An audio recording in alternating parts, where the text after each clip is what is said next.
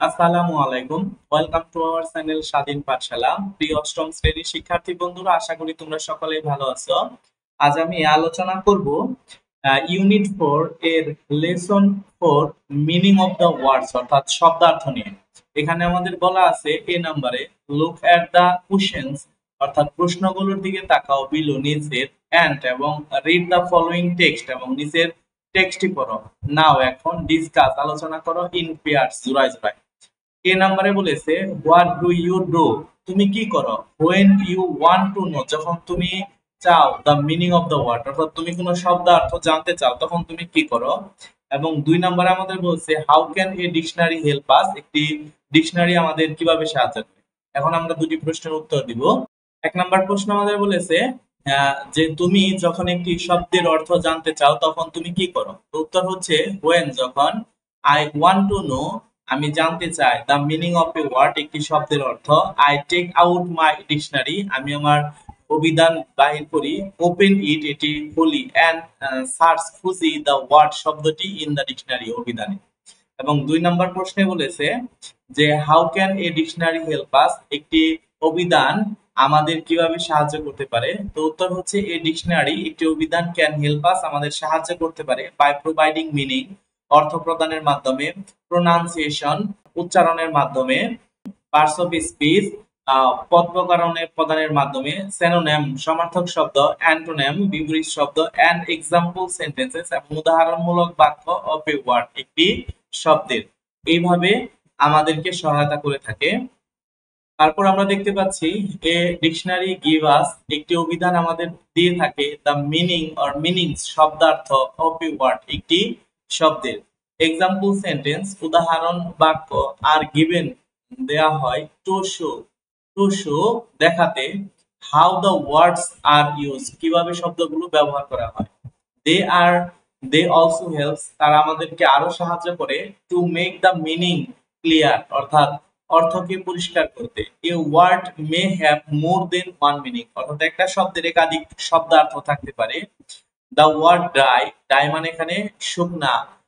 Adjective has a number of meaning, এর অনেকগুলো অর্থ রয়েছে। Three of them are given here, এখানে 3টি অর্থ দেওয়া হলো। যেমন 1 নম্বরে আমাদের বলছে নট ওয়েট, বেঝা নয়। নট ডাম, স্যাঁতসেঁতে নয়। নট স্টিকি, চটচটে নয়। দ্য রিভার বিকেমস ড্রাই, অর্থাৎ নদী শুকিয়ে গেছে। ডিউরিং দ্য সামার, গ্রীষ্মের সময়। 2 নম্বরে বলেছে উইথ ভেরি লিটল রেন, অল্প বৃষ্টি। আই হোপ, আমি আশা করি।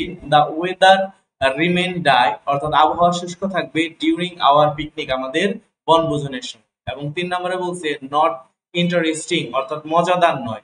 His speech was quite dry, তার বক্তব্য হচ্ছে শুকনা অর্থাৎ নিরস। এই হচ্ছে আমাদের 3টি, অর্থাৎ আমরা ড্রাই শব্দ দ্বারা 3 ধরনের অর্থ পাই। একটা হচ্ছে ভেজা অর্থ পাই বা শুকনা অর্থ পাই।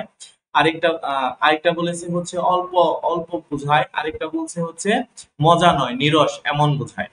সামটাইম, মাঝে মাঝে। দা সিনোনিম, সমার্থক। অ্যান্ড অ্যান্টোনিম, বিপরীত। গিভেন, দেওয়া হয়। উইথ ওয়ার্ডস, শব্দগুলোতে। হেল্প টু আন্ডারস্ট্যান্ড, বুঝতে সাহায্য করে। The meaning of the word, অর্থাৎ শব্দের অর্থ বুঝতে।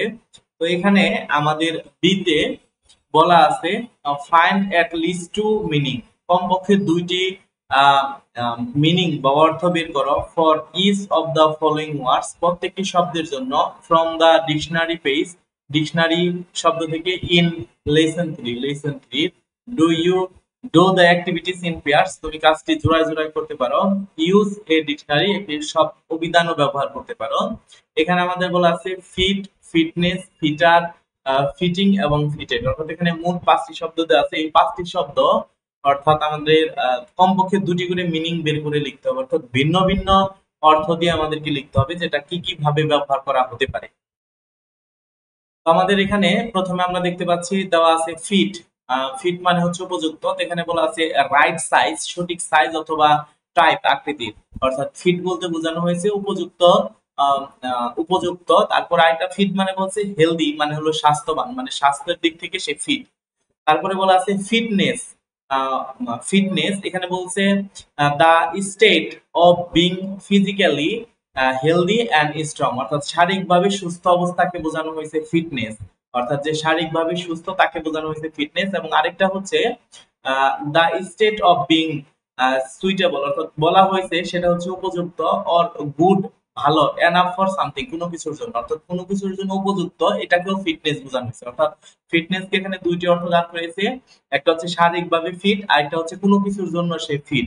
তারপরে বলা হয়েছে ফিটার, অর্থাৎ এখানে ফিটার বলা হয়েছে এ পারসন একজন ব্যক্তি, হুজ জব যার কাজ, is to put together or repair equipment, অর্থাৎ একজন ব্যক্তি যার কাজ হলো সরঞ্জাম একত্রিত করা বা মেরামত করা। তার মানে ফিটার মানে হচ্ছে উপযুক্তভাবে মেরামত করা। আর আরেকটা অর্থ হচ্ছে এ পারসন হুজ জব একজন ব্যক্তি যার কাজ হচ্ছে to put cut the fit cloth or carpets etcetera, অর্থাৎ যে ব্যক্তি কাপড় বা কার্পেট ইত্যাদি কেটে ফিট করার কাজ করে। অর্থাৎ এখানে ফিটার অর্থাৎ সঠিকভাবে ফিট করার দুটি অর্থ হলো, একটা হলো যে মেরামত করে, সঠিকভাবে মেরামত করে দেয়, আরেকটা হচ্ছে কাপড় বা কার্পেট কেটে সঠিকভাবে মেরামত করে। তারপরটা হচ্ছে ফিটিং।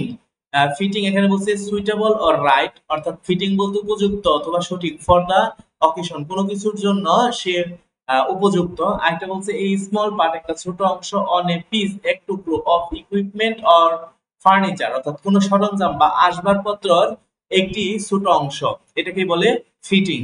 এবং পরে বলেছে ফিটেড মানে built to be fixed into a particular space, অর্থাৎ একটা নির্দিষ্ট জায়গায় নির্মাণের জন্য সে হচ্ছে ফিক্সড। আর পরে বলছে হচ্ছে ফিটেড।